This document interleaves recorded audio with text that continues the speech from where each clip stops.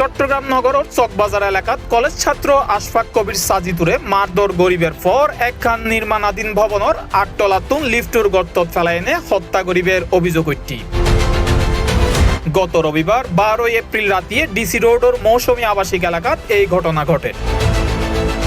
নিহত আশফাক চট্টগ্রাম বিএফ শাহিন কলেজের একাদশ শ্রেণীর শিক্ষার্থী আছিল। তার গ্রামের বাড়ি কক্সবাজারের চকরিয়া উপজেলাতে বাকলিয়া ডিসি রোড শিশু কবরস্থানের ফাঁসর একখান বাসাত ভাড়া থাকতো।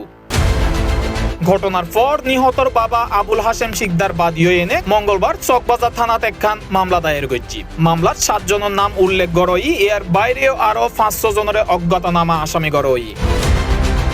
এজাহারত উল্লেখ করছি ঘটনার দিন বিকেলত আশফাক করে তার বন্ধু ফারদিন হাসান ফোন করিয়ে বাকলিয়া এক্সেস রোডের মৌসুমী আবাসিক এলাকার মরু টং দোয়ানো দেখা করি বেল্লাই ডাকে।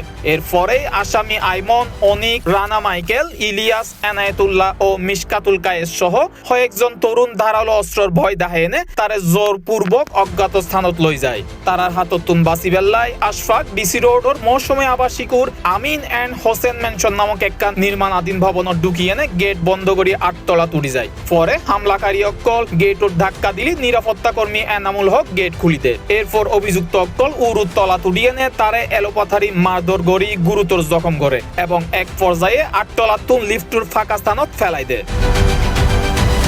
গুরুতর আহত অবস্থায় স্থানীয় লোকজন পুলিশের সহায়তায় নিহত আশফাকরে চমেক হাসপাতালত জরুরি বিভাগত লইলিস চিকিৎসক অক্কল তারে মৃত ঘোষণা করে।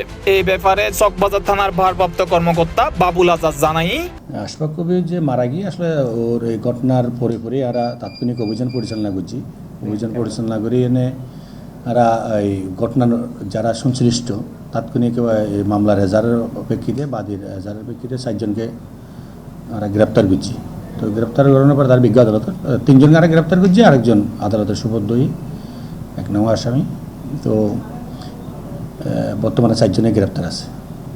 সকরিয়াত নিজ এলাকার সাজিদুদ দাফন সম্পন্নই। সাজিদুদ দাফনুল্লাহ বেয়াকে গ্রামের বাড়ি সকরিয়াত থাকনের হারণে শহরত কিয়ায় অবস্থান ন করে। তবে মুঠোফোনত নিহত সাজিদুর বাবা আবুল হাশেম শিকদার হই